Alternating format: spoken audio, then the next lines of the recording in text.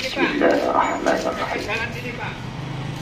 Subhanallah, alhamdulillah, wa la ilaha illallah, Allahu akbar. Wa la hawla wa la quwwata illa billahil aliyyil azim.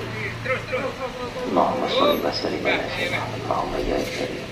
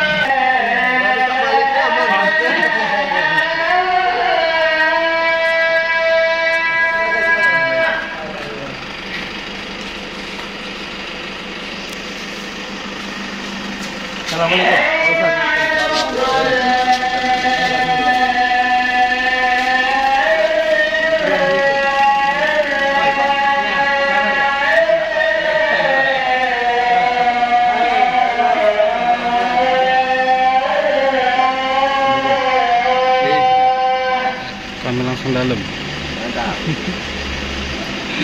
Pak.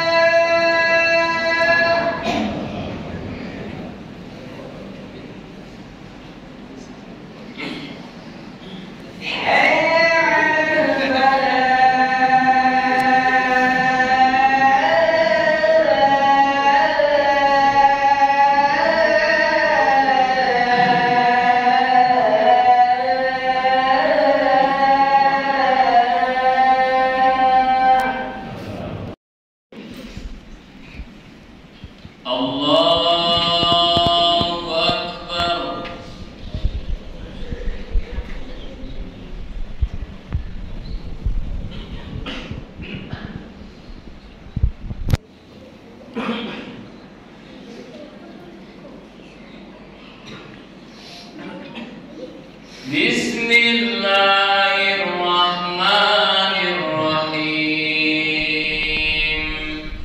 Alhamdulillahi rabbil alamin. Ar-Rahmanirrahim. Maliki lahul mulku wa lahul hamdu yuhyi wa yumiitu wa huwa ala kulli syai'in qadir. La ilaha illallah wahdahu la syarika lah, lahul mulku wa lahul hamdu yuhyi wa yumiitu wa huwa ala kulli syai'in qadir. Allahumma antas salam wa minkas salam wa ilaika ya'udus salam wa hayyina rabbana bis salam wa adkhilna jannata dar salam tabarakta rabbana wa ta'alaina dzal jalali wal ikram. Lahul Fatihah. Yang kami hormati para kiai, para ustadz, para guru yang sempat hadir pada hari ini, yang kami hormati Ketua Dewan Mutasyar DMI, yang kami hormati Ketua Dewan Pakar, Ketua Dewan Masjid Indonesia, para wakil ketua dan sekretaris serta pengurus Dewan Masjid Indonesia, Ketua MUI yang sempat hadir, Ketua Basnas, Ketua FKUB, Ketua IKADI, serta Ketua Ormas-Ormas yang sempat hadir pada hari ini, dan teruntuk kepada Ketua Takmir Masjid dan para jemaah yang sempat hari ini, selamat datang di masjid kita ini, Masjid Baitur Rahman Cabai. Yang bersama-sama sama kita hormati, maaf tadi disebut oleh Bapak Tansol, mungkin saya ulang sedikit lagi. Bapak semuanya, dan terutama Bapak anggota DPRD Kota Permuli, Pak Ahmad Amin, SAD, dan Bapak Daud Berkasi. Yang sama-sama kita hormati Bapak Ismail sebagai Ketua DPI Permuli, dan yang sama-sama kita hormati Bapak Ketua MUI Pak Wan Amin. Alhamdulillah kita mengucapkan syukur kepada Allah Subhanahu wa Ta'ala. Ahad subuh ini kembali kita dapat menemukan Allah di Masjid Baitur Rahman, khusus sholat subuh berjamaah yang memang kita programkan satu pekan sekali. Pada beberapa hari yang lalu kami mendapatkan WA dari pengurus Masjid Baitur Rahman meminta pada Dewan Masjid jangan sampai kurang dari 500 yang ada subuh ini. Alhamdulillah kurang dikit 500 kita subuh ini. Kalau lebih dikit nah. Jadi kalau bangunnya sampai 500, menu pagi ini bungkus kan? Aturkan Nabi kita Nabi Muhammad Sallallahu Alaihi Wasallam, semoga senantiasa tercurahkan kepada beliau.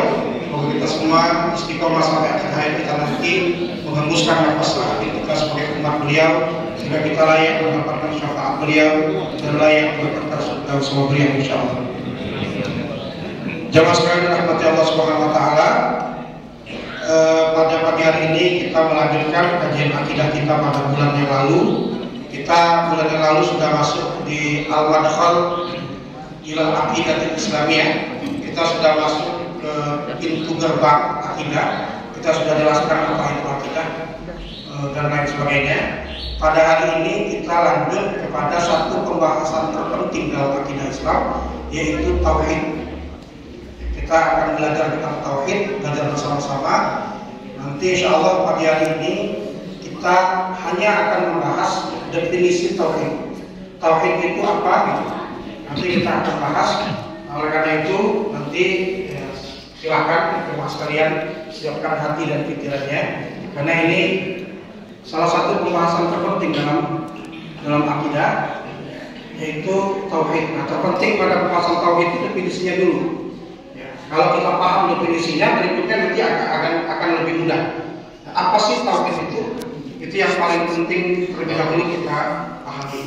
Dan kalau tidak direnungkan, kalau belajar tauhid itu kadang-kadang agak sulit, karena ini perlu pencernaan. Sebelumnya saya bacakan sebuah riwayat dulu. Jadi ada sebuah riwayat, yang riwayat ini terkenal. Hadis ini diriwayatkan oleh Imam Muslim. Kemudian beberapa riwayat lain dari Abu Hurairah.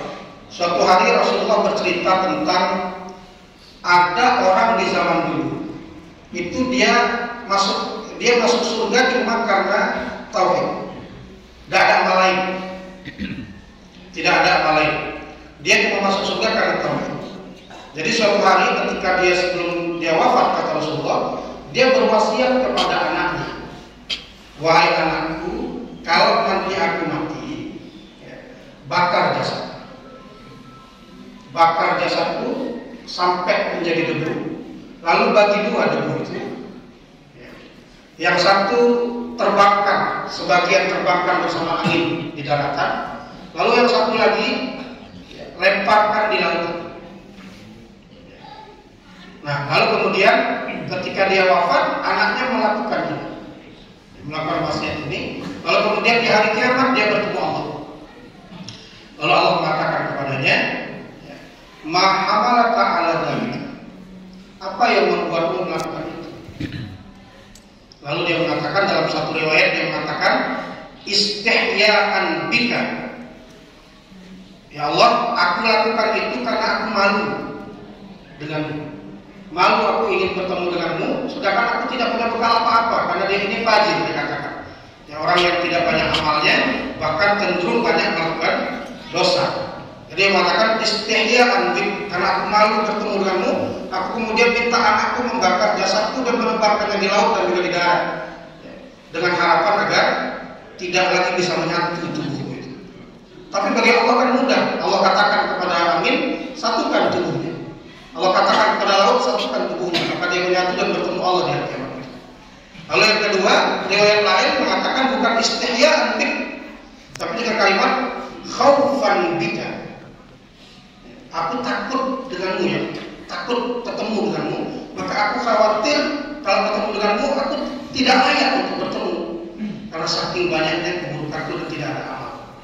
Maka dalam hadis itu disebutkan faghfarlah. Maka kemudian Allah mengampuni orang itu.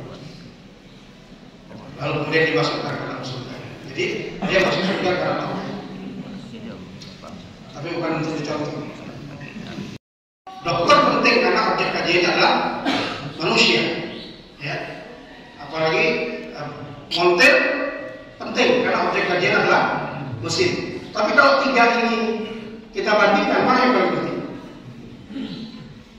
Tentu akidah. Tanpa menafikan yang lain juga penting. Nah, dalam pembahasan akidah ini ada batasan. Batasan yang paling penting. Karena begini, dalam ungkapan para ulama terkait Allah ini, ya. Jadi Allah itu mausufun, menjelaskan dengan ilmu. Ilmunya dari Al-Quran dan dari Sunnah. Ya. Ghairul mudrikah bil ihata. Ghairul mudrikah bil ihata. Allah itu tidak bisa ditangkap secara fisik. Tidak bisa kita pegang, tidak bisa kita tangkap. Ya. Beda kalau kita menjelaskan apel, kita bisa jelaskan secara ilmu. Apel itu warnanya merah, sebagiannya warnanya hijau, rasanya manis, ya, dan seterusnya. Itu kita musuhkan bil ilminya bisa, ya. Mudrika bil ihata, kalau apel bisa kita pegang, ini apelnya. Gitu. Nah, kalau Allah lain mudrika bil ihata, maka yang paling harus dikeluarkan di sini. Kalau kita belajar tentang Allah, pada ilmunya itu. Dan lain mar'iyah bil ain, Allah juga tidak bisa dilihat dengan mata di dunia, meskipun nanti di akhirat bisa. Menurut beberapa riwayat. Nah, ini batasannya. Nah, maka ada batasan kalau kita ada satu, la tashbih. Satu, kalau ngomong masalah Allah itu tidak boleh menyerupakan Allah. Ini kesepakatan sebelum lalu. Tidak boleh menyerupakan Allah. Karena dalam Al-Quran disebutkan laisa kamitslihi syai'. Jadi Allah itu tidak serupa dengan apapun. Maka pertama kalau kita bicara tentang Allah, ini dulu, jangan menyerupakan Allah dengan apapun. Ya. Kemudian taswir, tidak membayangkan. Tidak membayangkan, ini agak susah karena otak kita ini kalau sudah menjalankan ilmu itu pasti terbayangkan. Tapi dalam artinya janganlah taswir, tidak boleh membayangkan seperti apanya. Ya. Kemudian wala takyif, ya, la takyif, berikutnya la takyif. Tidak boleh membayangkan, juga tidak boleh menanyakan bagaimana dan bagaimana. Misal dalam riwayat bahwa Allah itu turun di langit pertama. Jadi ketika sepertiga malam, Allah itu turun ke langit pertama. Itu hadis sahih. Kita nggak boleh aktif. Cak manusia Allah turun. Makin tahu, mana misalnya.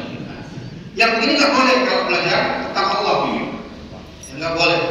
Larangan keras. Jadi 3 ini dulu. Ya. Sebelum nanti kita bahas definisi. Nah, definisinya ini agak panjang. Makanya hari ini cuma definisi saja. Tauhidullah wa al-iman bi anna Allah wahid la syarika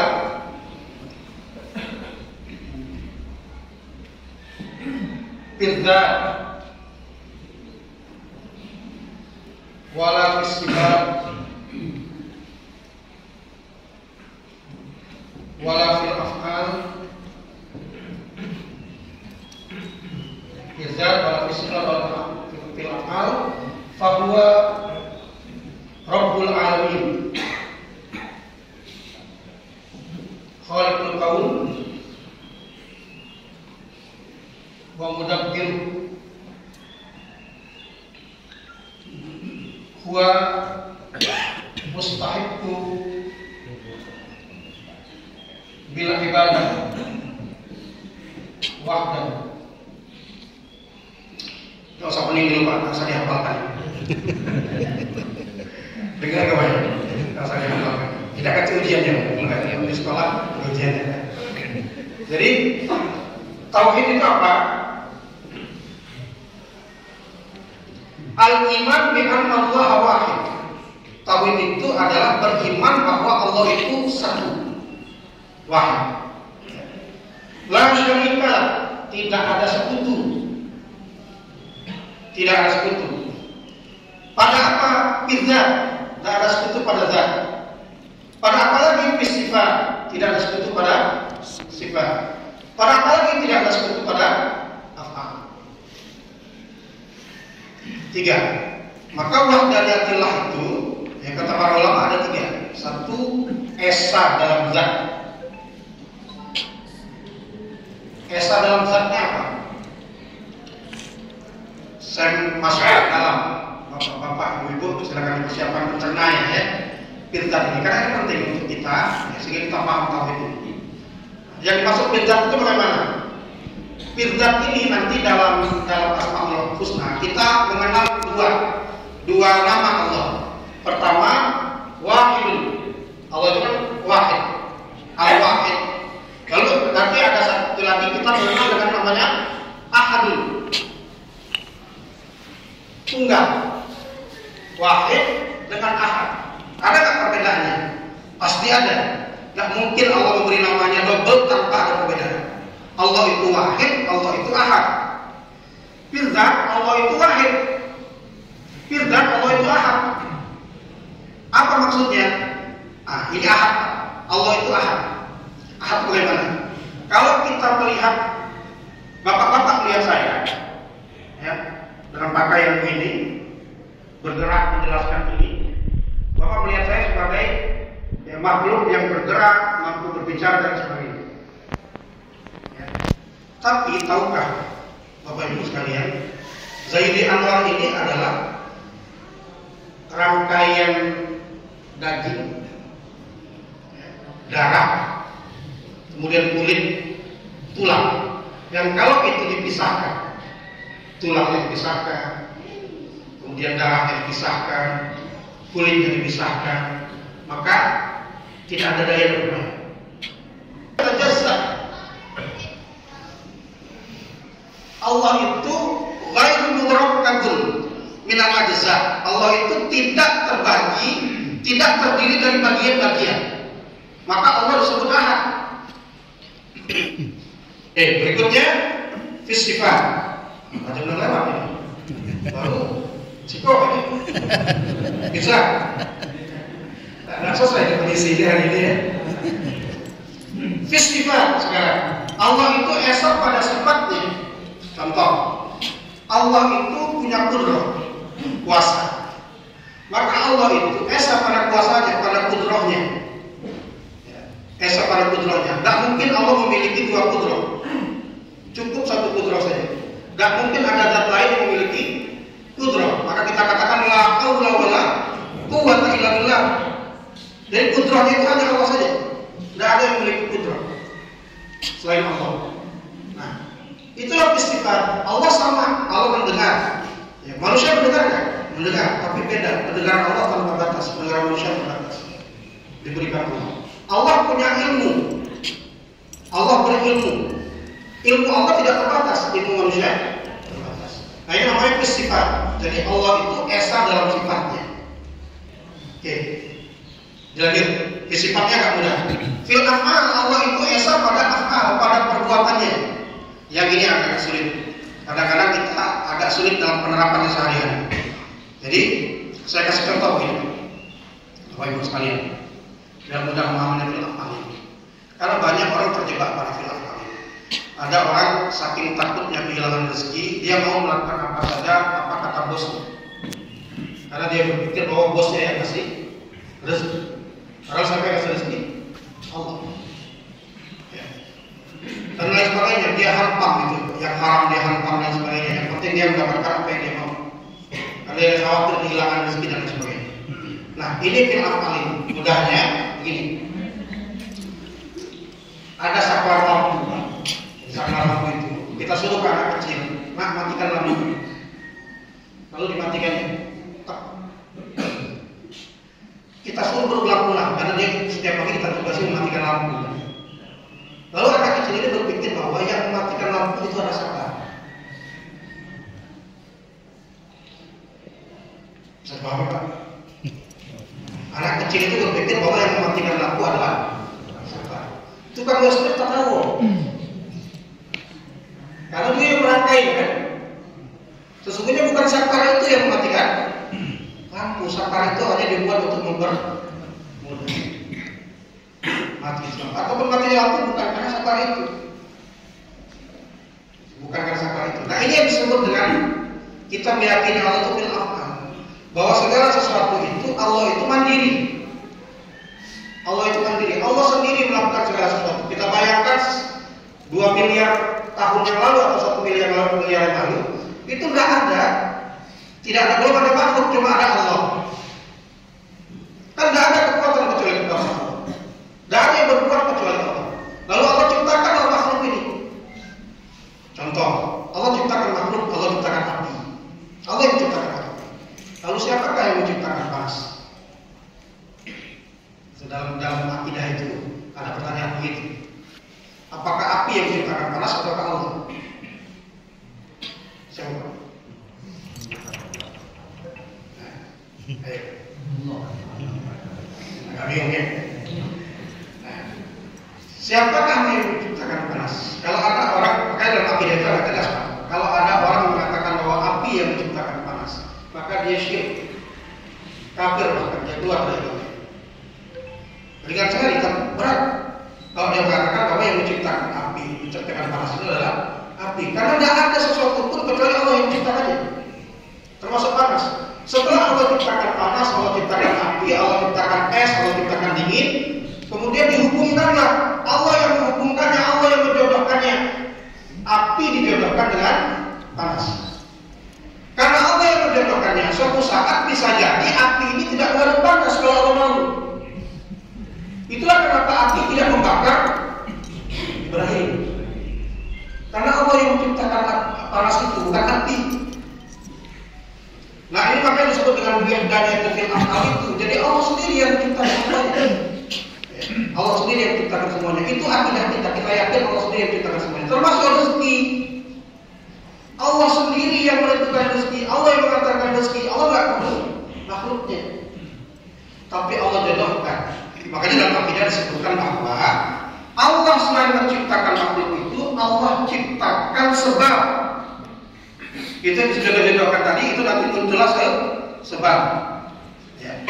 Api, ya, sebab adanya api akibatnya adalah panas. Itu normalnya, karena Allah sudah jodohkan.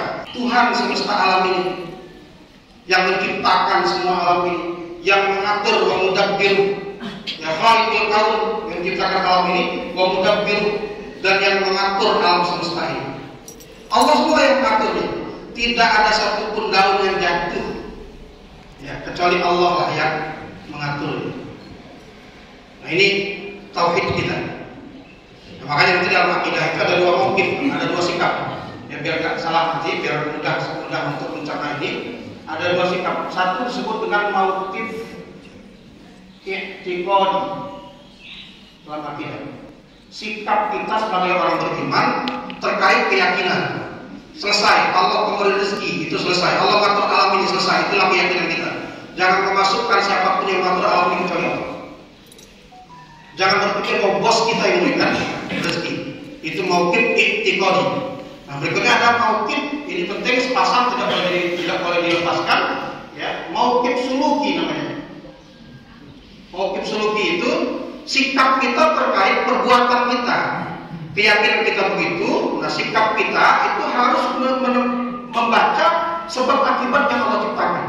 Kita memang yakin Allah yang mematikan, tapi kita harus juga mauqif sulukinya, ya, melihat sebab akibat yang Allah ciptakan.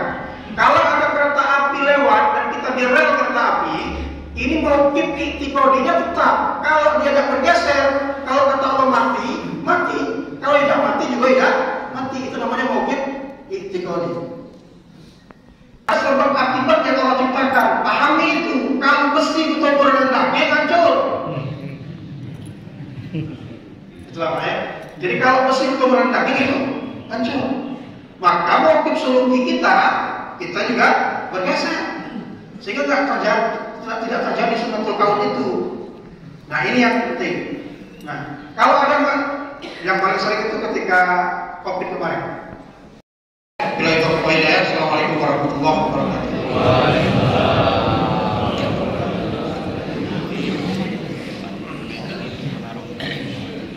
Bismillahirrahmanirrahim. Bismillahirrahmanirrahim. حمدا شاكرا حمدا حمدا نعمه وعباده وزيرا يا ربنا لك الحمد كما ينبغي لجلالك وعظيم سلطانك. اللهم صل على محمد وعلى ال محمد. ربنا ظلمنا انفسنا وان لم تغفر لنا وترحمنا لنكونن من الخاسرين. ربنا لا تزغ قلوبنا بعد إذ هديتنا وهب لنا من لدنك رحمه انك انت الوهاب. ربنا اغفر لنا ولوالدينا وارحمهم كما ربونا صغارا. ربنا هب لنا من ازواجنا وذرياتنا قرة اعين واجعلنا للمتقين إماما. ربنا آتنا في الدنيا حسنة وفي الآخرة حسنة وقنا عذاب النار. سبحان ربك رب العزة عما يصفون وسلام على المرسلين والحمد لله رب العالمين.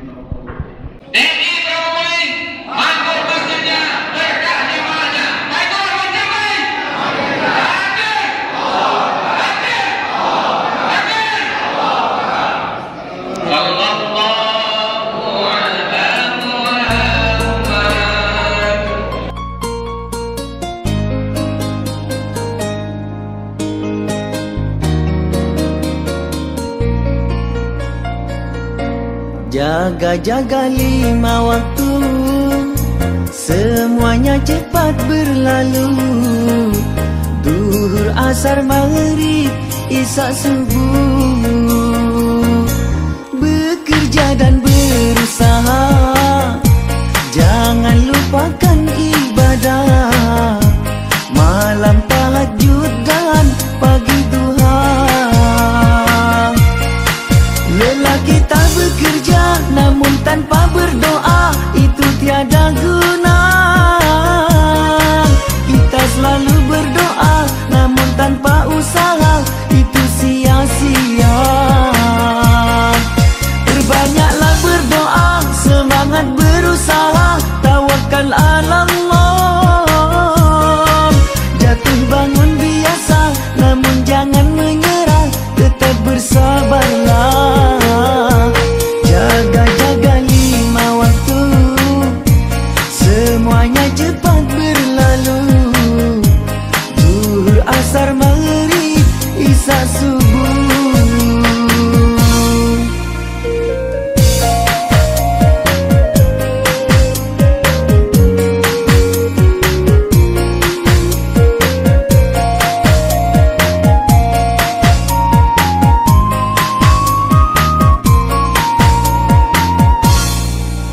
para pedagang yang sibuk di ladang, tak lupa pula pegawai di kantoran.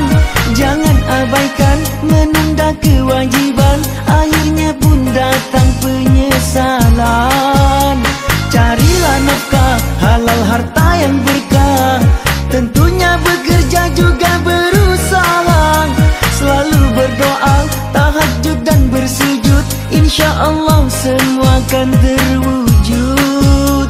Berdoa tanpa berusaha bohong, usaha tanpa doa sombong. Jaga lima waktu, semuanya cepat berlalu. Zuhur, asar, maghrib, isya, subuh.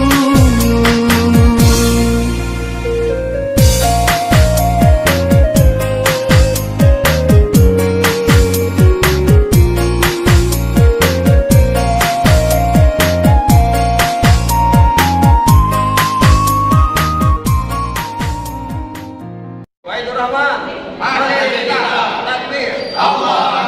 Terima kasih ibu-ibu makanannya.